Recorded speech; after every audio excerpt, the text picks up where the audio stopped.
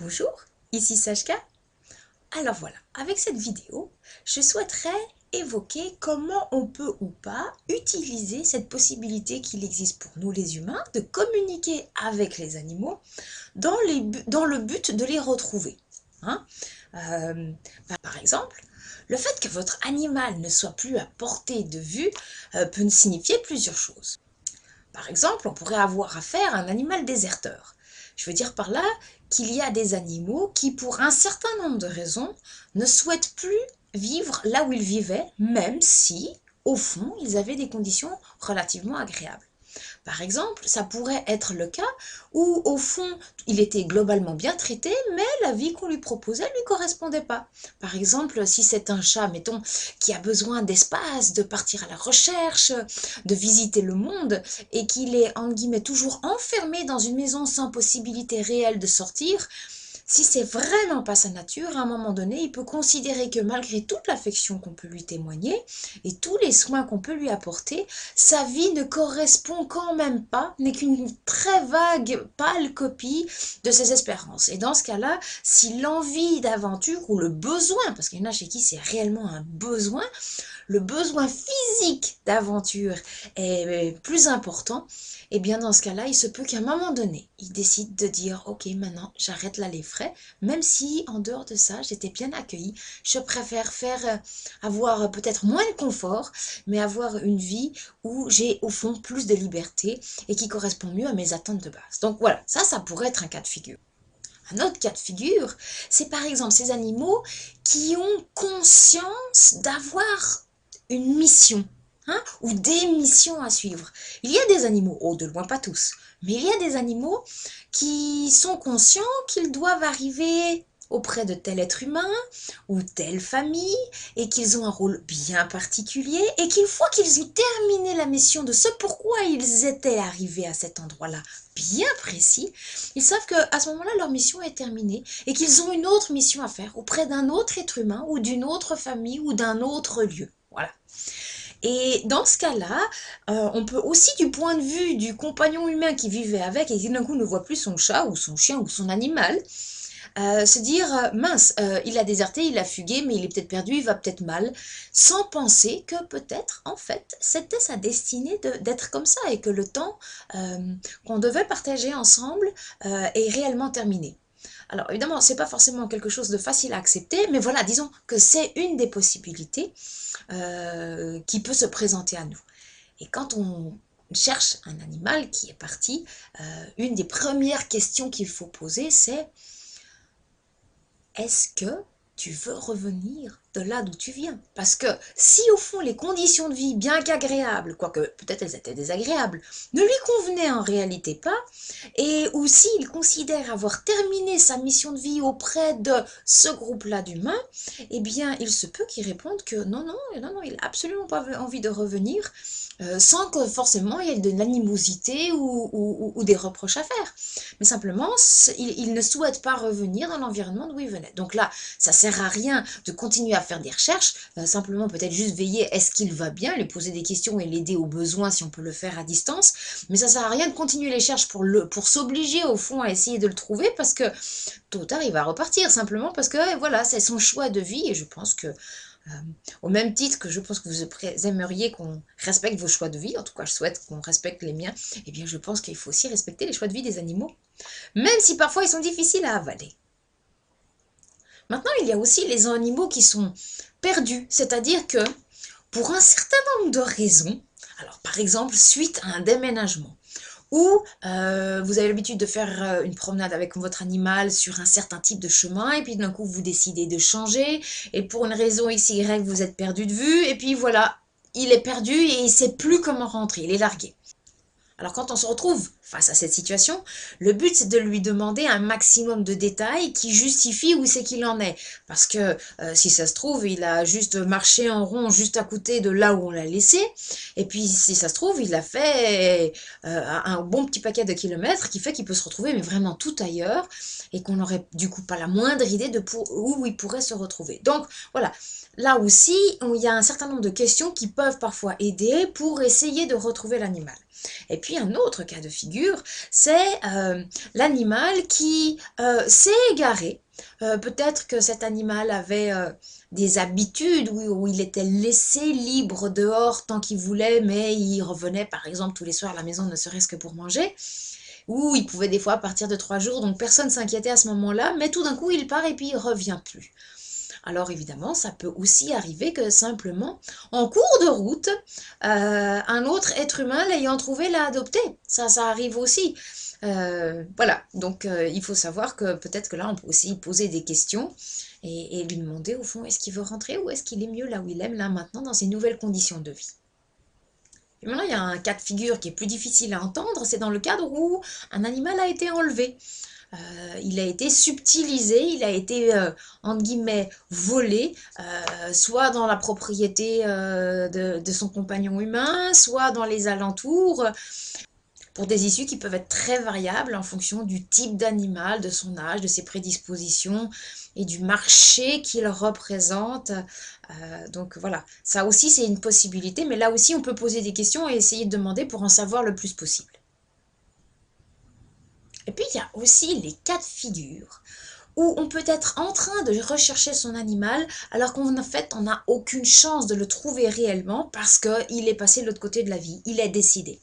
Donc ça arrive aussi.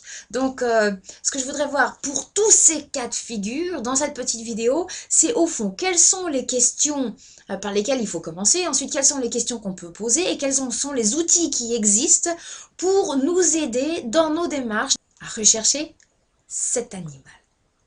Alors maintenant, il faut savoir que c'est au fond une tâche assez ingrate. Parfois, on retrouve, au bout de 10 minutes de conversation avec un animal, on a tous les éléments qui nous permettent de le retrouver à peu près immédiatement. Ça, c'est dans les cas où ça se passe très bien. Ce n'est pas très courant que ça se passe sous cette forme-là, mais ça existe. Donc rien que pour ça, ça vaut la peine d'essayer. Maintenant, dans la plus grande majorité des cas, ça prend un certain temps pour arriver à trouver là où il est et enfin pouvoir résoudre la situation. Donc, il faut avoir à disposition non seulement les bons outils, mais une bonne dose de patience, la possibilité justement d'établir une communication avec lui et un petit esprit de détective. Il y a quand même parmi nous des gens qui sont plus doués pour faire le détective et les recoupements suite à toutes les informations qu'ils auraient réussi à grappiller de l'animal. Il y en a pour d'autres, franchement, c'est juste pas dans cette manière de penser, c'est pas une manière de réfléchir qui est naturelle. Et du coup, les résultats sont moins fructueux. Alors, si vous êtes déjà doté de ces 3 capacités-là, alors déjà, vous avez déjà beaucoup de choses dans les mains, mais surtout de la patience, parce que c'est souvent que ça prend un certain temps pour pouvoir y arriver. Maintenant, je vais vous parler de ces choses qui mettent des bâtons dans les roues et qui simplement n'aident pas. Il y a des animaux qui sont comme des enfants. Hein? Si vous avez un petit enfant, mettons, de 4-5 ans. Il arrive déjà à s'exprimer, il peut dire grosso modo qu'est-ce qui se trouve autour de lui. Mettons qu'il est perdu, vous l'avez au téléphone et il vous explique où il est. Mettons que c'est suffisamment loin de votre environnement habituel, je veux dire par là peut-être quelques centaines de mètres, mais que ce n'est peut-être pas un lieu spécifiquement que vous connaissez bien. S'il commence à vous décrire ce qu'il a autour de lui, par exemple qu'il y a une poubelle bleue, puis qu'il y a une porte en bois, et puis, je sais pas, le mur est en crépi blanc, ben, vu que ça correspond à peut-être 80% des habitations qui sont autour de chez vous, ça va pas vous aider pour dire, bah voilà, il se trouve à tel endroit. Eh bien, un animal, c'est très souvent le cas. Il va, quand vous lui demandez, mais où tu es, comment c'est autour de toi, vas-y, donne-moi des petits éléments. Très souvent, il va vous donner des éléments qui, pour vous, vont pas vous aider. Par exemple, typiquement, un adulte qui est perdu, il va essayer de vous donner des éléments. Il va rechercher parmi les immeubles autour de lui s'il y a un immeuble qui a une forme particulière ou qui est particulièrement grand. Ou il va essayer de rechercher, est-ce qu'il y a une montagne, est-ce qu'il va rechercher, est-ce qu'il y a de l'eau près. Quelque chose, ce sont des éléments qui ne sont pas suffisamment répétitifs pour que petit à petit on arrive à mettre le doigt, ah tiens, ça se peut bien qu'il est à cet endroit-là, même s'il ne connaît pas le lieu et il ne sait pas comment ça s'appelle. Il y a des chances que quand on a affaire à un adulte au bout du fil, on a plus vite les éléments qui vont nous permettre de pouvoir jouer au détective et afin de trouver l'endroit là où il se trouve. Mais il y a des enfants qui peuvent le faire, mais la majorité des petits-enfants vont vous dire des choses qui, au fond, sont des éléments trop répétitifs ou possiblement à trop d'endroits qui font que ça n'aide pas pour essayer de rassembler les éléments, pour essayer de trouver là où ils se trouvent. Et c'est vrai que dans ce sens-là, c'est un des paramètres qui fait que c'est souvent long pour obtenir l'information qui va vraiment nous aider à nous mettre sur une piste. Voilà, ça c'est la première chose. Maintenant, il faut savoir qu'il y a des animaux qui ont un sens de l'orientation absolument extraordinaire, qui, comme les humains adultes, savent détecter quels sont les éléments importants dans le visuel, dans l'entourage, et peut-être repèrent justement la montagne, le soleil il se couche là, là il se trouve telle chose ou tel objet ou tel monument, et qui peut envoyer une image de ça qui permet justement de dire ah tiens ben voilà, il est plutôt à tel endroit. Mais très souvent, ils ont tendance à vous dire qu'est-ce qui se trouve juste devant leur nez. Voilà, donc dans ce sens-là, c'est vrai que ça n'aide pas, mais par contre, c'est très important de noter tout indice qu'on pourrait obtenir. Donc, un des premiers conseils, une des premières questions que je demanderais si j'étais vous, c'était « Comment est-ce que tu te sens maintenant ?» Je m'explique. Ça sert à rien de continuer à faire des recherches si au fond il est décédé. Maintenant, dans le cadre d'une communication avec un animal, un certain nombre de fois, c'est très très clair, immédiatement on sait qu'il est décédé. Et ça c'est plus spécifique pour ces animaux qui ont ce qu'on appelle déjà passé la lumière. Parce que c'est immédiatement reconnaissable, c'est complètement lumineux autour d'eux, ils dégagent quelque chose de tout à fait particulier qu'on le sait, c'est bon, on le sait, ils sont passés de l'autre côté de la vie. Donc ça c'est une des premières choses à savoir. Cependant, il arrive aussi des cas de figure où l'animal est décédé très très récemment ou un petit paquet de semaines, un petit paquet de mois et des fois plus longtemps, et il n'est, c'est difficile à expliquer, mais en quelque sorte pas exactement au courant qu'il est décédé. C'est-à-dire une partie de lui a conscience qu'il y a quelque chose qui a changé, mais en même temps, comme même si nous, physiquement, on peut plus le voir, on pourrait plus l'entendre si on était à côté de lui, mais lui, il continue à voir l'environnement comme nous, on le voit, là où il se trouve, il continue à être présent physiquement, si on peut dire, à l'endroit où il se trouve. Eh bien, dans ce cas-là, quand il n'est pas réellement conscient qu'il est décédé, du coup, dans la communication, cette information devient beaucoup moins claire et il se peut qu'on se croie à tort, malheureusement, à ce moment-là, qu'il est encore en vie alors qu'il est déjà passé de l'autre côté de la vie.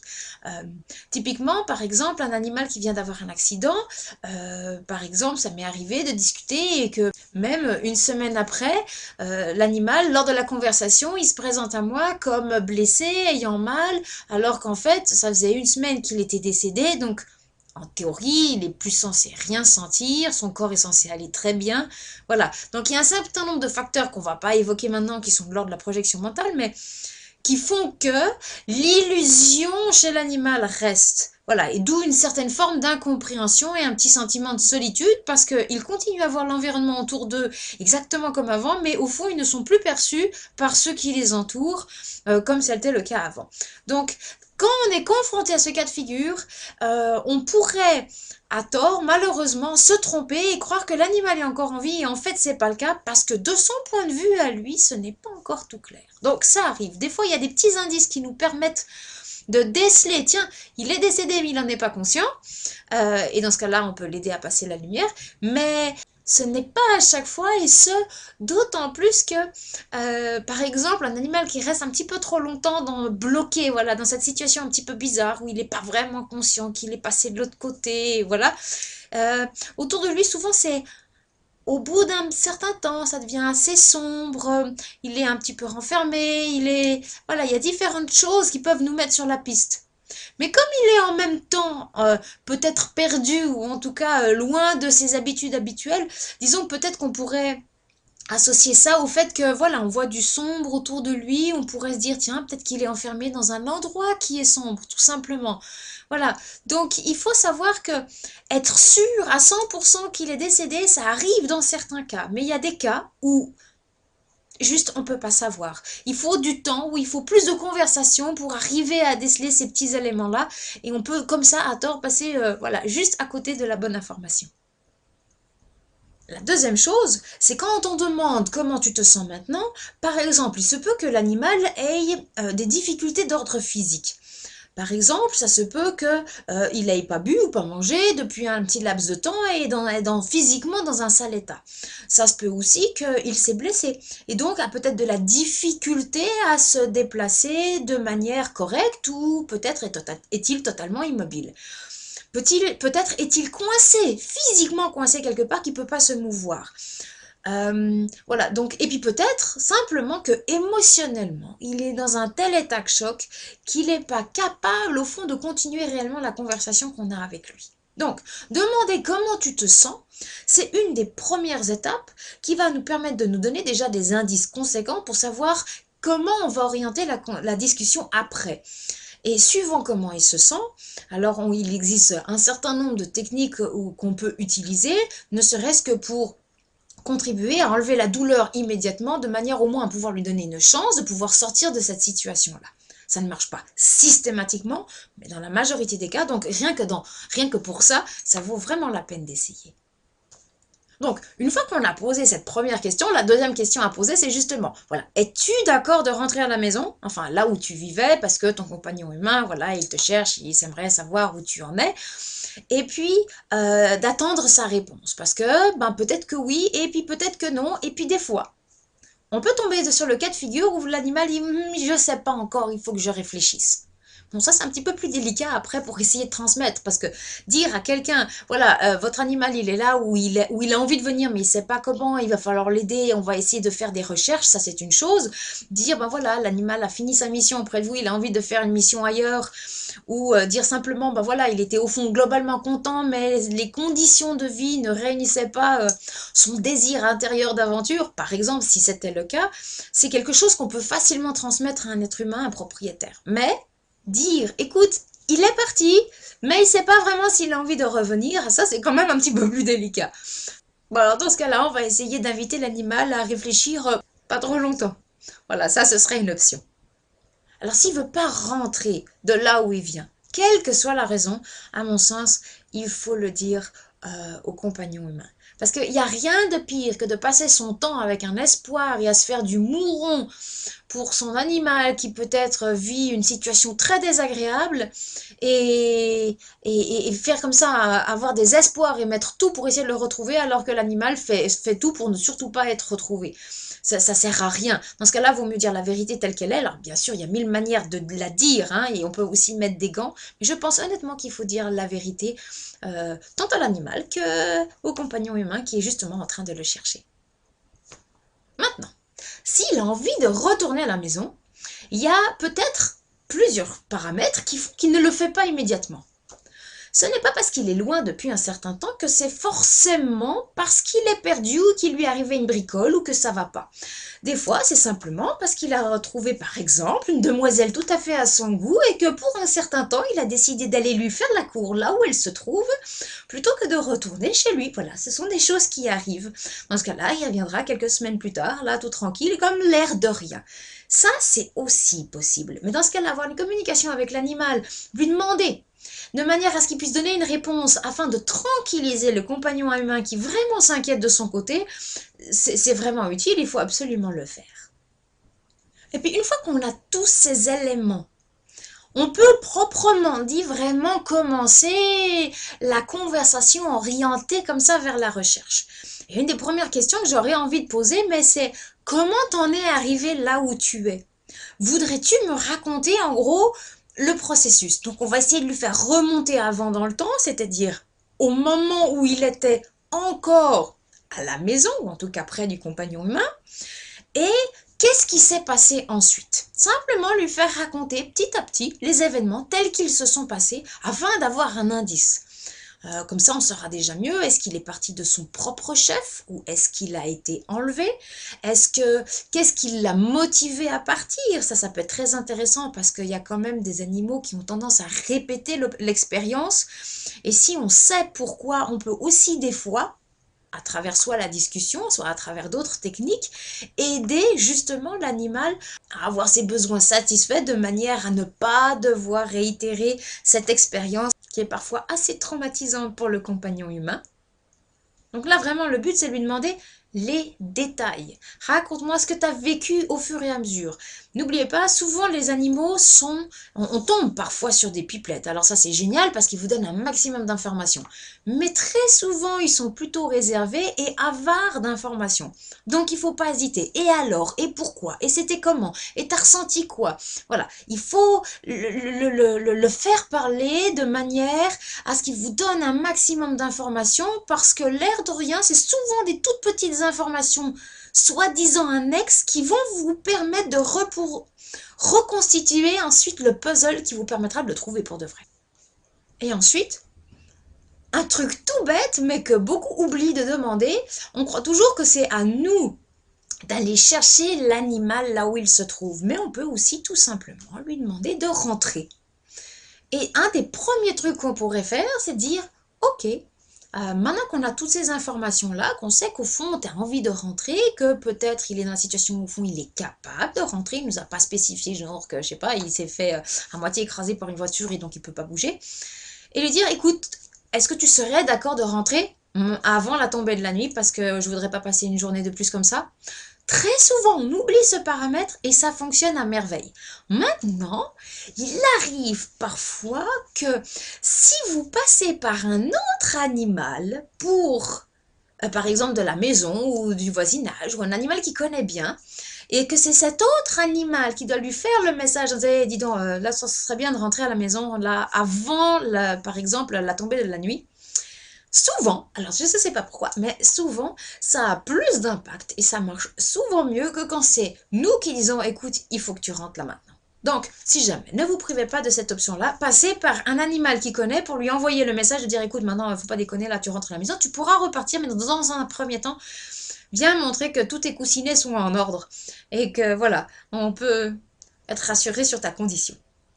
Donc une fois qu'il vous a raconté au fond le processus, comment il est arrivé là, une des questions qu'on peut lui demander c'est maintenant là, à l'instant maintenant, voudrais-tu me décrire comment c'est autour de toi?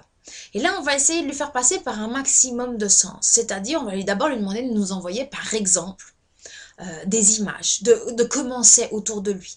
Et puis si vous envoyez une image qui ne vous parle pas, vous lui demandez de lever les yeux, d'aller sur la droite, d'aller en bas, de se tourner pour qu'il vous envoie au fur et à mesure le petit film et différents éléments qui des fois suffisent à vous donner d'excellents indices pour le retrouver, et des fois ce n'est qu'une partie du puzzle. Donc ça c'est déjà une première chose, mais si vous lui demandez pas de bouger, c'est souvent de lui-même il le fait pas, donc faites-le, posez-lui un tas de questions et surenchérissez à chaque fois dessus, ne vous contentez pas juste de la petite information qu'il vous a donnée, très souvent ce n'est pas suffisant. Ensuite de ça, donnez-lui par exemple d'autres sens, mais sans... Qu'est-ce que tu sens là maintenant? Est-ce que tu pourrais me donner l'odeur de ce qu'il y a autour de toi? Par exemple, ça pourrait être un endroit très humide. Ça m'arrive, par exemple, dernièrement, il y avait des petites affichettes. Vous savez, comme les gens, quand ils perdent leur animal, alors, ils font une petite affichette, puis ils disent, voilà, j'ai perdu, il s'appelle comme ça, il est à tel endroit, voilà mon numéro de téléphone pour me rappeler. Voilà, donc typiquement, il y a quelques semaines, il y avait comme ça un chien qui était perdu. Donc, malheureusement, ils mettent jamais les dates sur ces affichettes. Alors, on ne sait jamais si elle est encore d'actualité ou si elle est vieille. Mais voilà, quand j'ai le temps, dans le doute, je suis à l'arrêt de bus, voilà, je contacte l'animal pour lui demander où il en est. Et la première chose qu'il m'a donné comme odeur, quand je lui ai demandé, donne-moi l'odeur, comment c'est autour de toi, c'était une odeur d'humidité typique d'une odeur de cave. Donc, il m'a donné que c'était sombre, il m'a donné un certain nombre d'informations, qu'il était enfermé, qu'il avait extrêmement soif, qu'il se sentait un petit peu faible, et qu'il est arrivé là par erreur. Et c'était pas un endroit chez lui, simplement, il était là, il était curieux, quelqu'un l'a pas vu, il a refermé la porte, du coup, il s'est retrouvé coincé là. C'est juste malheureux concours de circonstances, mais pour moi, il y a vraiment cette odeur de la cave. Mais comme il m'avait donné avant les indices m'avait décrit l'histoire, comment il était arrivé jusque-là. C'était après plus facile pour décrire au propriétaire, parce que c'était vraiment tout près de sa maison, parce qu'il m'a vraiment montré le petit chemin qu'il a passé, c'était assez près, et puis cette odeur de cave, donc le propriétaire a fait ouvrir auprès des voisins 4 caves, et la quatrième cave, c'était la cave où se trouvait justement son chien. Donc voilà, typiquement, là où ça peut aussi servir, ce sont les odeurs. Et indépendamment de ça, essayer de faire travailler l'ensemble des sens. En termes de ressenti, qu'est-ce qu'il voit, justement les odeurs, est-ce qu'il y a des goûts spécifiques, peut-être se trouve-t-il dans un endroit où il a mangé certaines choses qui peut-être d'ailleurs lui conviennent pas. Donc essayez de faire jouer un maximum de sens pour réveiller en vous, au fond, l'histoire qu'il vit, hein, se mettre dans sa peau pour savoir justement un petit peu comment réagir. Par exemple, typiquement, vous avez un animal qui a une voix qu'on pourrait entendre, c'est de dire d'appeler à l'aide. Ils oublient souvent qu'ils peuvent, par exemple, le nombre de fois que des humains ont retrouvé des animaux simplement parce qu'ils ont entendu aboyer, ils ont entendu miauler, ils ont entendu hennir, ils ont entendu quelque chose. Et du coup, ils se sont dit, c'est quand même bizarre, ça persiste. Hein, parce que juste une fois, ça suffit pas. Mais parce que ça persiste, pour finir, les gens du voisinage ont tendance à vouloir aller voir, mais qu'est-ce qui se passe? Pourquoi? Alors des fois, ils mettent du temps, hein, malheureusement. Mais au moins, à un moment donné, ils bougent. Et à partir de là, souvent, ils découvrent que... Alors c'est après qu'ils vont essayer de voir s'il y a une puce, un numéro, quelque chose, un numéro de police à appeler, voilà, pour prévenir. Eh bien, typiquement, une des premières choses qu'on peut aussi dire à l'animal suivant où il se trouve, c'est dire, bah voilà, exprime-toi et dis que tu es là. Parce que si tu es enfermé et qu'on ne te voit pas, on ne peut pas deviner que tu es là. Malheureusement, les suivants, quoi, les caves, on n'y va pas forcément tous les jours, donc des semaines pourraient passer, ce serait trop tard. Donc, exprime-toi et pas qu'une fois. Exprime beaucoup et longtemps, et c'est parce que ça va durer qu'à un moment donné, sur des humains qui seraient dans les environs, qui pourraient t'entendre, qu'à un moment donné, il y en a un qui va réagir, il va dire « c'est quand même bizarre ce bruit ». Allons voir qu'est-ce qu'il y a. Donc ça, c'est un des premiers conseils que vous pouvez quand même donner à votre animal, c'est chercher à se faire aider, et pour ça appeler à l'aide. Mais il faut lui préciser qu'il doit patienter parce que nous les humains, on est souvent un petit peu lents à la comprenette. Ensuite de ça, dans sa manière de décrire l'environnement là où il se trouve, à un moment donné, vous avez une idée un petit peu plus précise et dans un certain nombre de cas qui peut vous permettre de dire, bah tiens, si moi j'étais dans cet endroit-là et que je voulais partir, comment est-ce que je ferais? Voilà, parce que peut-être il peut partir, c'est juste qu'il n'a pas la capacité, comme nous, dans ce cas de figure-là, de dire, bah voilà, ce serait ça le meilleur moyen. Eh bien, simplement en ayant l'ensemble de ces informations, essayer de se mettre à sa place et dire, moi de là, je partirais comment? Et à partir de là, essayer de lui expliquer avec son corps à lui, parce qu'évidemment, on peut un tas de trucs avec nos mains, avec notre corps, que c'est peut-être pas possible avec le corps d'un animal. Mais souvent, se mettre à la place et essayer d'imaginer comment je voudrais partir de cet endroit-là et essayer ensuite de là de lui faire des propositions, eh bien, ça arrive dans un certain nombre de cas que ça porte ses fruits. Donc là aussi, ça vaut vraiment la peine d'essayer. Ensuite de ça, l'animal, il a ses propres repères. C'est-à-dire, comme j'ai expliqué tout à l'heure, c'est comme les jeunes enfants. Hein, ils ont tendance à voir ce qu'il y a juste devant eux, ce qui nous aide pas forcément pour nous repérer sur des grandes distances. Mais on peut aussi, et c'est là où je disais que ça demande du temps, donc tout dépend, est-ce que vous avez vraiment le temps de vous investir là-dedans, mais on peut apprendre à l'animal à repérer des objets ou des choses qu'il n'aurait pas forcément imaginé. Par exemple, typiquement, on pourrait lui dire, ok, détecte les sons qu'il y a autour de toi. Détecte de manière à vous les transmettre. Détecte par exemple les sons des humains autour de toi. Puis des fois, il vous donne des petits bouts de phrases. Pas forcément, mais un certain nombre d'animaux peuvent le faire. Et quand c'est le cas, déjà, vous savez si on parle la même langue que vous. Hein, si pas, ça peut vous donner aussi un indice de là où peut-être ça pourrait se retrouver. Vous pourriez aussi lui demander, par exemple, s'il est dehors, de regarder les plaques de voiture. Ne serait-ce que sur le cumul, parce que souvent, il ne vous donnera pas forcément tous les chiffres. Certains font une photo, donc en gros, vous recevez l'image sous forme de photo. Certains, ils vous donnent juste des détails. Mais des fois, à l'aide des détails, on arrive à reconstituer quel genre de plaque c'est, où on a un peu plus d'indices concernant ce domaine-là. Et puis, par exemple, au niveau visuel, on peut lui demander de repérer aussi des choses plus importantes. On peut lui dire, écoute, regarde plus haut. Est-ce qu'il y a des montagnes? Est-ce que c'est plat? Est-ce qu'il y a de très hauts immeubles ou pas? Donc, lève ton nez. Parce que souvent, il vous montre le trottoir, ce qu'il y a juste devant lui. Donc, lève ton nez, fais l'horizon. Essaye de me montrer des choses qui sont particulières. On peut l'aider dans ce qui nous aide, nous, à essayer de définir là où il se trouve. Hein? Donc voilà, ça aussi c'est une possibilité, de la même manière que si on a un enfant qui est enfermé par exemple dans la salle de bain, ça arrive, toutes les familles ont vécu ça un jour ou l'autre. Donc voilà, on explique à l'enfant depuis derrière la porte qu'il y a une clé et comment il peut tourner cette clé pour pouvoir ensuite appuyer sur la poignée pour enfin être libre et enfin pouvoir sortir. Eh bien on y va tout par petites étapes. Eh bien avec un animal qui est perdu ou loin, souvent il faut passer aussi par toutes petites étapes.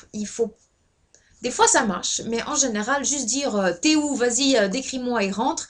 Voilà, ça c'est les cas exceptionnels, mais en général il faut y aller, ça prend du temps et on y va par petits bouts, histoire de ne pas le stresser non plus, parce que certains vraiment sont pas du tout tranquilles et ils sont assez craintifs de ce qui leur arrive, parce qu'ils ont des craintes quant à leur sécurité par exemple.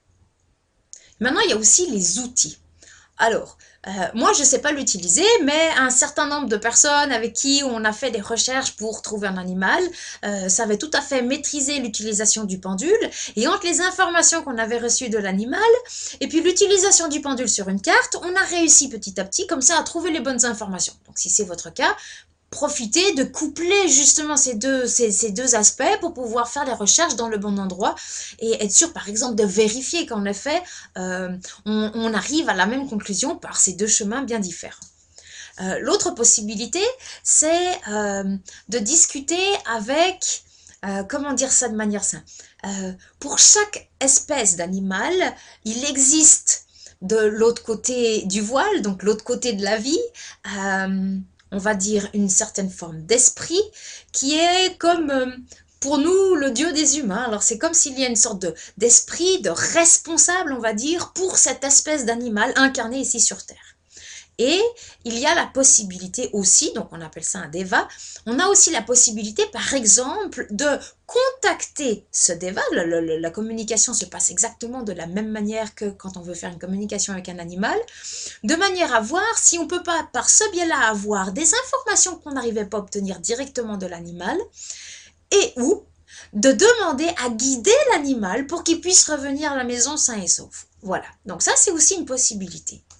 Et sinon, si vous êtes relativement souvent confronté à ce genre de situation, vous pouvez aussi développer comme ça des sortes de partenariats.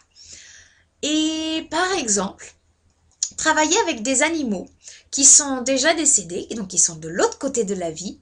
Et une fois qu'on est de l'autre côté de la vie, ça a l'air, d'après les témoignages des animaux avec qui j'ai l'occasion de converser, maintenant ça dépend, il y a des tas d'options possibles et de loin pas qu'un scénario, mais un certain nombre parmi eux ont ce qu'on appelle des missions.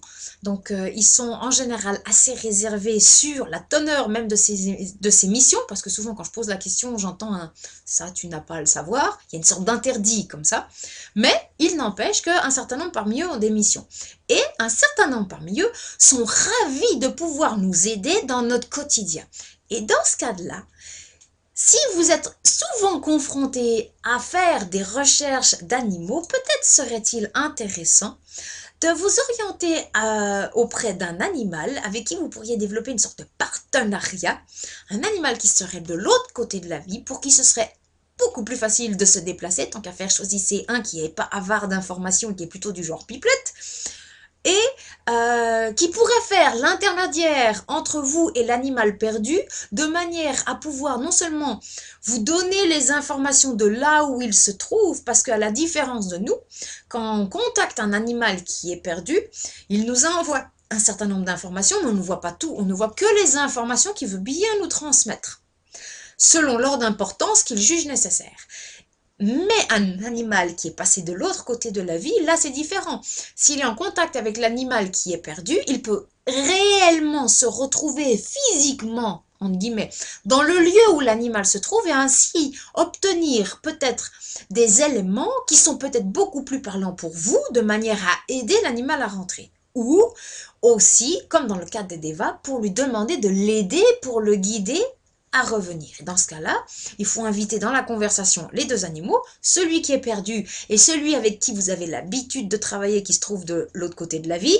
Vous faites les présentations, vous leur laissez s'expliquer les éléments qui sont nécessaires et ensuite de ça, on fait un truc à trois afin de trouver les meilleurs éléments pour savoir, par exemple, peut-être ce sera à nous déplacer absolument parce que l'animal n'est simplement pas en état de revenir physique.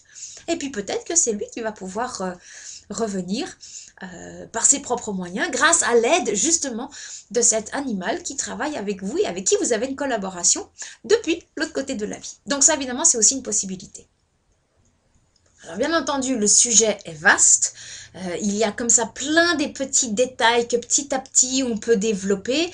Mais je pense que surtout, il faut avoir le temps. Si on n'a pas le temps, on reste juste frustré de ne pas trouver les éléments et qu'on n'arrive pas à faire évoluer les choses.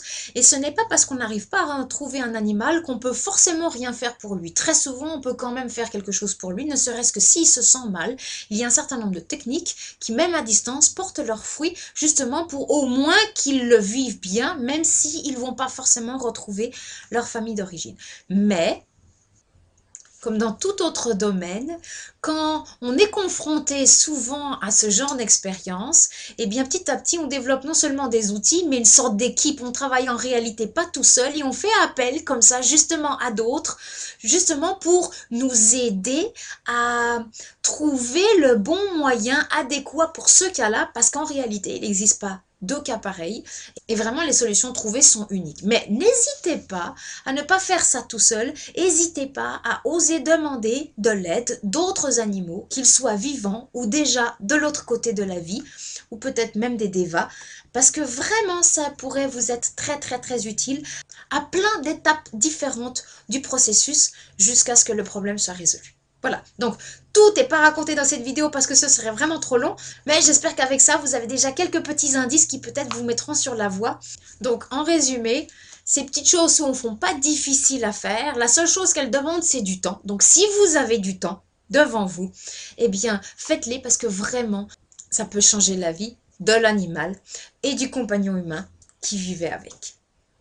Alors je vous remercie d'avoir écouté cette vidéo jusque-là. Si vous avez des questions, n'hésitez pas à m'écrire sur l'adresse qui est là en bas de l'écran. Et d'ici là, je vous souhaite une excellente journée. Au revoir.